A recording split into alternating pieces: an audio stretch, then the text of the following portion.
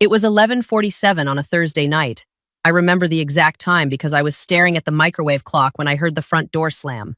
I'd been working on something, a prototype, a little interactive world I'd been building on my laptop for 6 months, hidden inside a folder labeled Tax Documents 2019 because I knew if anyone in my family found it, it would be over. My mother found it. She was standing in the kitchen doorway, my laptop open in her hands, the screen glowing against her face. She looked like she'd caught me with drugs. Her eyes were wide, not with curiosity, with disgust. "What is this?" She turned the screen toward me. My world, my beautiful, intricate, hand-coded world forests that swayed with procedurally generated wind, characters that blinked and breathed, a sky that shifted through 47 different shades of twilight. 6 months of my soul, glowing on a 13-inch screen. "It's mine," I said. "It's a video game." She said the words like they were a diagnosis, like she'd found a tumor. "You are in your second year of law school at Columbia, and you are making video games. Have you ever had someone look at the thing you love most and treat it like it's something shameful? Like your passion is a disease they need to cure? Tell me your story in the comments. I read every single one. My name is Jenna Whitfield. And the Whitfields don't make video games. The Whitfields make law. They make precedent. They make partner. My mother, Judge Diana Whitfield, sat on the appellate bench in the Southern District of New York. My father, Richard Whitfield, had been a managing partner at Whitfield, Crane and Associates, one of the most respected litigation firms on the East Coast until his retirement 2 years earlier, forced by a series of failed investments and a malpractice settlement that quietly drained most of their savings. Nobody outside the family knew that. The Whitfield name still gleamed. The money behind it had gone dark. And then there was my older sister, Victoria, the firstborn, the prodigy. She'd made partner at a white shoe firm by 31, the youngest in the firm's history. She was my mother's mirror, sharp jaw, sharper tongue, the kind of woman who could cross-examine you over Thanksgiving turkey and make you confess to crimes you didn't commit. I was the other one, the quiet one, the one who, at 12 years old, had stayed up until 3 a.m., teaching herself to code from YouTube tutorials on a hand-me-down laptop. I'd built a tiny pixelated world, a castle with a moat and a dragon that you could feed by clicking on it. I'd shown it to my father at breakfast, buzzing with pride. He glanced at it for maybe 2 seconds. "That's cute, Jenna. Now finish your cereal. Your SAT tutor is coming at 9. I closed the laptop and didn't show anyone anything for 6 years. Growing up in the Whitfield house was like living inside a courtroom. Every dinner was a cross-examination. My mother would sit at the head of the table, always the head, never the side, and run through our weeks like a judge reviewing case files. "Victoria, how's the Henderson brief?" Victoria would launch into a precise, confident summary. My mother would nod, occasionally interject with a sharp correction, and Victoria would absorb it like sunlight. Then the eyes would turn to me. "Jenna, your property law grade, B+. The silence that followed a B+ in the Whitfield house was louder than any scream. My mother would set down her fork. My father would study his wine glass. Victoria would look at me with something between pity and irritation, like I was a stock that kept underperforming. "A, B+, my mother would say, is what students get when they're not serious. Whitfields are serious." That was her word, serious. It meant everything in our house. Serious meant worthy. Serious meant loved. And video games, art, creativity, imagination, those were not serious. Those were distractions, weaknesses, the kind of thing other people's children did, not Whitfield's. The night my mother found my prototype, she didn't yell. She set my laptop on the kitchen counter. She folded her arms. "You will delete that, tonight, and you will refocus. I didn't pull strings to get you into Columbia so you could waste your potential on toys. It's not a toy, Mom. It's a distraction. And I'm not going to watch you throw away everything this family has built because you want to play around with cartoons. It's not cartoons. It's interactive design. It's a real career. People make excuses, Jenna. That's what people do. Whitfields don't." I felt something crack inside me. Not break, crack. Like a fault line that had been building pressure for 25 years, I looked at her. At this woman who had never once asked me what I wanted, who had mapped out my entire life like a litigation strategy, high school, pre-law, Columbia, clerkship, partnership, judgeship, a perfect, airtight case, and I was just the exhibit. "No," I said. She blinked. In 25 years, I don't think she'd ever heard that word from me. Excuse me? I'm not deleting it. And I'm not going back to Colombia. The next 4 minutes were the longest of my life. She didn't scream. She went cold, colder than I'd ever seen her. Her voice dropped to that low, precise register she used when delivering a sentence. If you walk away from law school, you walk away from this family, from this house, from everything.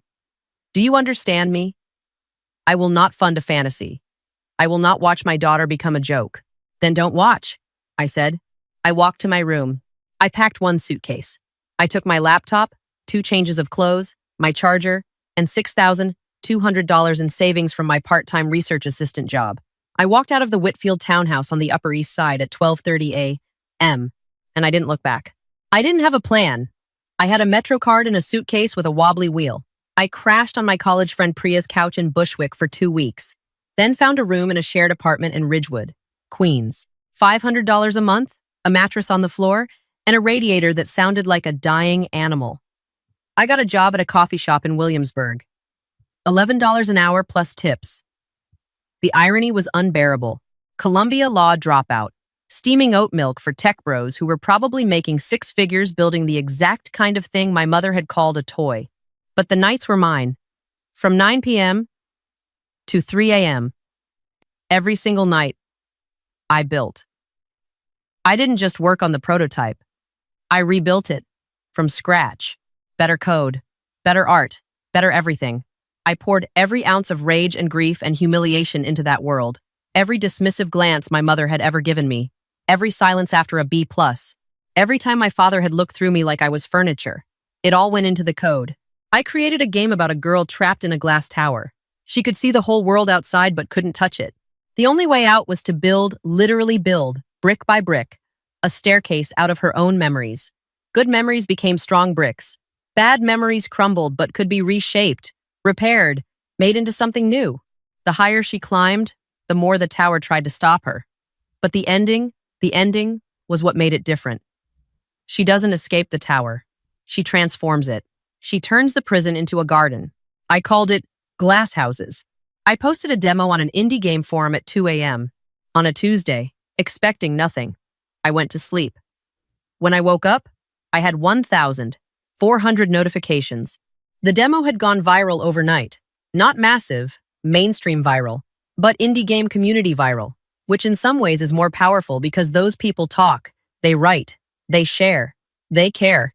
One of those people was Marco Reyes. He was a 30-year-old game designer from Austin, Texas. He'd built and sold 2 indie studios, had a reputation for spotting talent before anyone else, and he'd played my demo 6 times in a row. His message was simple. This isn't a game. This is a mirror. Call me. I called him. We talked for 4 hours, then 4 hours the next day, and the next. He wasn't just a designer. He was a builder. He understood the code, the art, the story, and more importantly, he understood what I was trying to say with it. Within 2 weeks, he'd flown to New York. We sat in my tiny Ridgewood room, surrounded by takeout containers and empty coffee cups, and mapped out a plan. Marco had connections. He introduced me to a small but fierce venture capital firm in San Francisco that specialized in creative tech, not the usual Silicon Valley grind, but companies that sat at the intersection of art and technology. They watched my demo. They played it. The lead partner, a woman named Claire Oduya, called me personally. I've funded 47 companies, she said. This is the first time a pitch made me cry. They offered $2.8 million in seed funding. I almost dropped the phone. We built the studio in Austin. Marco and I hired a team of 9. We worked 18-hour days for 11 months. I didn't take a salary for the first 6 months. I lived on ramen and adrenaline and the absolute bone-deep certainty that this thing we were building mattered. Glass Houses launched on a Wednesday in March. By Friday, it had 600,000 downloads. By the following Monday, it had crossed 2 million. The reviews were extraordinary. Not just fun game reviews, deep, emotional, personal reviews. People were writing essays about how the game had helped them process their own trauma, their own family wounds, their own glass towers.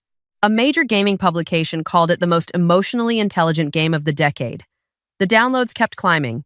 3 million, 5 million, 8 million. And then the offer came. Nexus Interactive, one of the three biggest gaming companies in the world, wanted to acquire our studio, the game, the IP, the technology, and the team.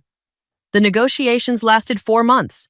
Marco and I sat across the table from their legal team, 12 lawyers, in a glass conference room, and I thought about my mother. I wondered if she'd appreciate the irony. The final number, $38 million. My share, after Marco's cut, investor returns, and team equity, $19. $4 million. After taxes, and yes, I paid taxes. A lot of them I netted $11.6 million. I didn't buy champagne. I didn't throw a party. I sat on the floor of my Austin apartment and stared at the ceiling and felt absolutely nothing for about 3 hours. Then I opened my laptop and started designing something new. But first, I needed to breathe. I'd visited Savannah, Georgia once during college, for a long weekend. I'd fallen in love with it. The old oaks dripping with Spanish moss, the cobblestone streets, the art schools and galleries tucked into historic buildings. It was warm and slow and alive in a way that New York had never been for me. So when I started looking for a place to live, a real place, not a borrowed room, I looked south. I found it online. A restored antebellum estate on the outskirts of Savannah, sitting on 12 acres of live oaks and gardens. It had been built in 1847, abandoned in the 1970s, and painstakingly restored by an architect who'd turned the old carriage house into a massive, modern studio with floor-to-ceiling windows overlooking the Savannah River. It was history and future in the same breath. I paid $4.2 million for it. Cash. That left me with over $7 million in investments and savings. More than enough to build the life I wanted without ever worrying about money again. The first night in that house, I walked through every room. The wide plank heart pine floors creaked under my bare feet. The ceilings were 14 feet high. The windows were original, wavy glass that bent the moonlight. I stood in my studio, and looked out at the river, silver under the stars, and I felt a thing I hadn't expected. Terror. Not excitement, not joy. Terror. Because a voice in my head, my mother's voice, whispered, "You don't deserve this. You make toys." Victoria argues cases in front of federal judges. Your mother shapes the law. And you make little people walk around on screens. Who do you think you are? That's the thing nobody tells you about success. The money arrives, the house is beautiful, and you're standing in the middle of it, and you feel like a fraud. Like someone's gonna knock on the door and tell you there's been a mistake, that this was meant for a serious person, not for you. The imposter feeling didn't go away on its own. It was Marco who helped. He'd moved to Savannah too. He was renting a cottage on the property, running our new independent studio from the carriage house. One night, he found me sitting on the porch, staring at nothing. "You're doing the thing again," he said. "What thing?" "The thing where you forget that you built something 8 million people love, and instead you hear your mom's voice telling you it's not real work." I didn't answer. He sat down next to me. "Jenna, the game made a grown woman, a venture capitalist, cry. You created something that makes people feel less alone. That's not a toy. That's a gift. And no courtroom in the world can do what your game does." I let that sink in. Slowly, over weeks and months, I started to believe it. We settled into a rhythm. Marco and I built our new studio. We hired local artists, developers, a composer from the Savannah College of Art and Design. The carriage house buzzed with creativity. I was working on a new project, bigger, more ambitious, something that would push the boundaries of interactive storytelling even further. And then, 7 months after I'd moved to Savannah, my phone rang. Unknown number, New York area code. I almost let it go to voicemail. Something made me answer. "Jenna? It's me, Victoria." I hadn't heard her voice in almost 2 years. It was different than I remembered. Softer, careful, like she was reading from a script she'd rehearsed. "Hey, Vic." So, I saw the Wired article and the Forbes piece. Wow, that house is gorgeous. There it was. 3 weeks earlier, Wired had done a feature on me, the law school dropout who built gaming's most emotional masterpiece. It included photos of the Savannah estate, the studio, the gardens, the river view. Forbes had followed up with a profile in their 30 under 30 issue. Both articles mentioned the $38 million acquisition. "Thanks," I said, neutral, waiting. "So, listen." Victoria's voice shifted. The rehearsed casualness cracked slightly. "Mom and Dad and I were talking. It's been way too long. We all feel terrible about how things ended. We were thinking, what if we came down to visit? This weekend? Just to reconnect. See the house. See you." Reconnect. The word hit me like ice water, not because it hurt, because it was so perfectly, transparently hollow. They hadn't reconnected when I was sleeping on Priya's couch. They hadn't reconnected when I was making $11 an hour. They hadn't reconnected when I was living on ramen in a room with a broken radiator. But now that Forbes had put a number next to my name, suddenly they missed me. Sure, I said. My voice was flat, measured. This weekend works. I hung up. I sat there for a long time. Then I called Marco. They're coming, I said. The Whitfields? All three. He was quiet for a moment. You okay? I think so. For the first time, I think I actually am. They arrived on Saturday morning in a black town car. Watching them step out onto the gravel drive was surreal. My mother in a cream blazer and heels, on a gravel driveway in Savannah in August. My father in a pressed button-down, looking thinner than I remembered, older. And Victoria in a tailored navy dress, her jaw set, her eyes scanning the property like she was appraising it for a client. They looked like Manhattan, stiff and gray and polished, standing in the middle of all that green and gold and warmth. My mother tried to hug me at the door. It was awkward. Her arms went too high. Mine stayed too low. We collided somewhere around the shoulders and separated quickly. Jenna, this is she, looked past me into the great hall. The soaring ceilings, the restored chandelier, the wide windows flooding everything with light. This is something. It's home, I said. I gave them the tour. I was polite, distant. I showed them the gardens, the library I'd filled with art books and graphic novels, the kitchen with its original brick hearth. I watched them process it. My father touched the heart pine wainscoting like he was checking if it was real. Victoria lingered in the hallway, staring at a framed print of concept art from glass houses, the girl building her staircase out of broken memories. You drew this? She asked. I designed it. My lead artist rendered it. She moved on. The studio was last. I opened the double doors and watched their faces. The carriage house had been transformed. 20-foot ceilings, exposed brick, a wall of windows overlooking the river. Banks of monitors displayed work-in-progress designs. In the center of the room, a massive screen showed a playable slice of our new project, a luminous, breathing digital world. My father walked to the center of the room. He looked at the screens, at the art on the walls, at the team photos pinned above the workstations. He wasn't seeing any of it. He was calculating. I could see him adding up the square footage, the equipment, the staff. Impressive setup, he said. The word setup doing a lot of heavy lifting. We had lunch on the back terrace. A local caterer had prepared a beautiful spread shrimp and grits, fried green tomatoes, peach cobbler. The Spanish moss swayed in the breeze. The river glittered below us. It should have been lovely. Instead, the tension was so thick it felt like humidity. My mother made small talk. This cobbler is divine, Jenna. Is this your recipe? It's catered, Mom. Oh, of course. Of course. Victoria ate precisely, cutting her food into small, methodical pieces. My father drank sweet tea and stared at the river. I waited. I knew it was coming. I could feel it building like pressure before a storm. After the plates were cleared, my mother set down her napkin. She looked at my father. He looked at Victoria. Victoria looked at her hands. The choreography of cowardice. Finally, my mother spoke. She used her formal voice, her bench voice. Jenna, we didn't just come here to see the house. I know, I said. She blinked, momentarily thrown off. She recovered. Your father's retirement hasn't been well. The investments didn't perform as expected. And the settlement. She glanced at him. He looked away. The financial situation is tight. My father finally spoke, his voice rough. The firm is struggling. Crane left. Took half the clients. I've been consulting. But he stopped. I saw something I'd never seen on his face before. Shame. Victoria jumped in, her voice brisk and professional, like she was presenting to a client. What they're trying to say is that the family's financial position has deteriorated significantly. Dad's pension was tied up in investments that went south. Mom's judicial salary covers the basics, but the townhouse has a second mortgage. And She paused. For the first time, a crack in the armor. My firm dissolved 6 months ago. Partnership dispute. I'm in the middle of a job search, and the market for lateral partners is... She didn't finish. The golden child. The youngest partner in the firm's history. Unemployed. My mother leaned forward. We're not asking for charity, Jenna. We're asking for an investment. A bridge loan.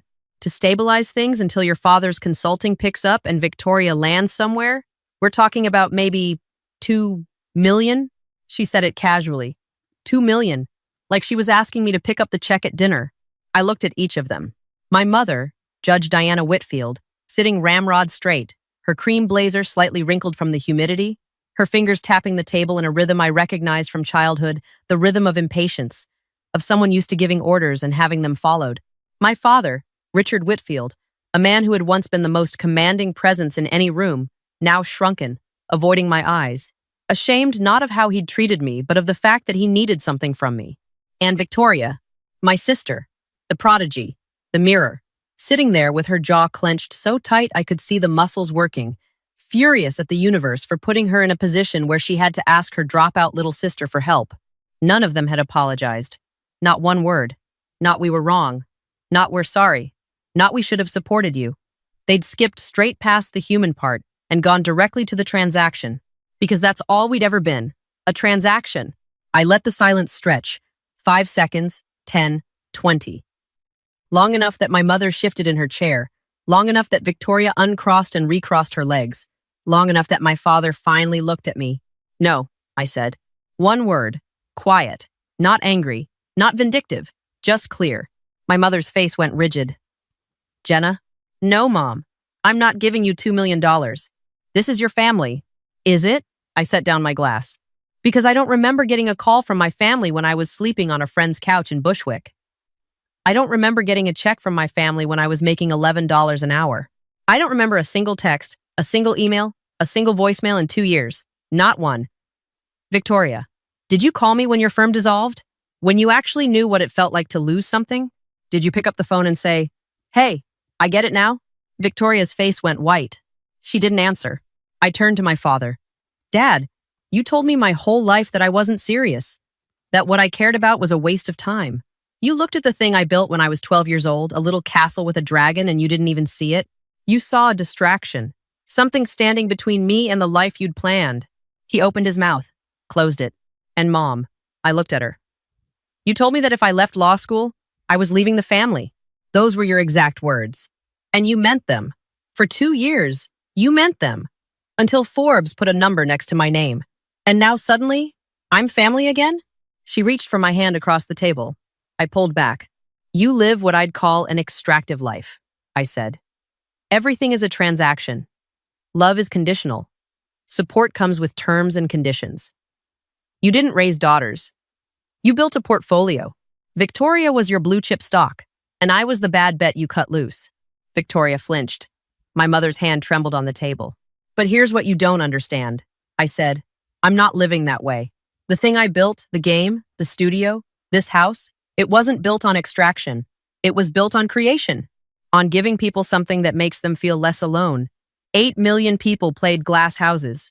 You know what they told me? They told me it helped them understand their own families, their own pain.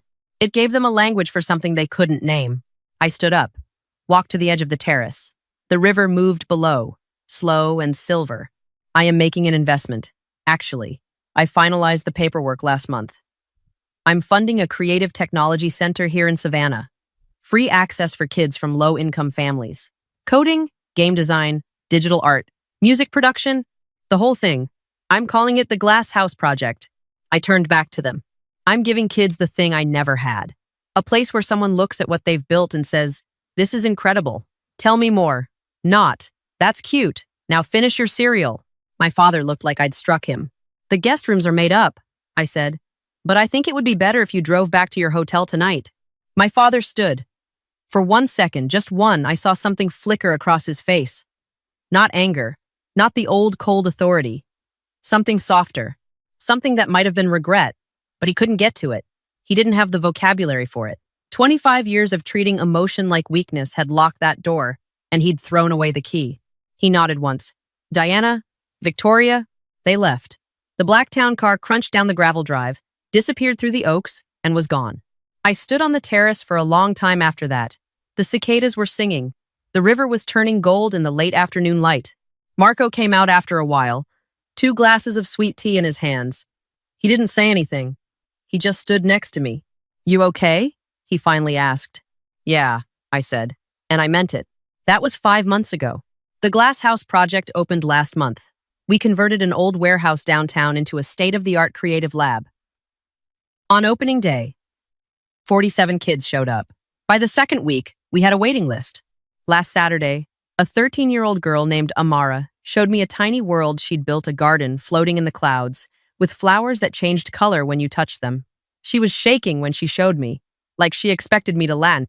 I knelt down next to her screen and said, "This is incredible. Tell me everything about it." She looked at me like no one had ever said that to her before. And I remembered being 12, sitting at the breakfast table, holding my laptop with my little castle and my little dragon, waiting for someone to see it. Marco runs the tech side of the studio from the carriage house.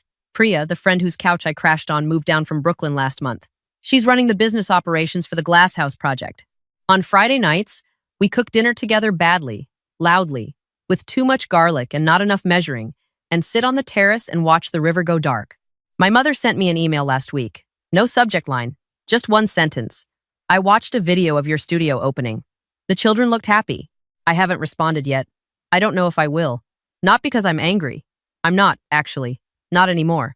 But because I've learned something that took me 27 years and a lot of pain to understand. You don't owe your love to people just because they share your blood. Love isn't a debt. It's not a contract. It's not a ruling from the bench. Love is what you build, freely, with the people who see you, really see you, and choose to stay. My name is Jenna Whitfield. My family told me I wasn't serious. They told me my passion was a toy. They told me to get out. So I got out, and I built a glass house, and I filled it with light. Now I'm asking you, what are you building? What's the thing you've been hiding in a folder on your laptop, afraid to show anyone? Tell me about it in the comments.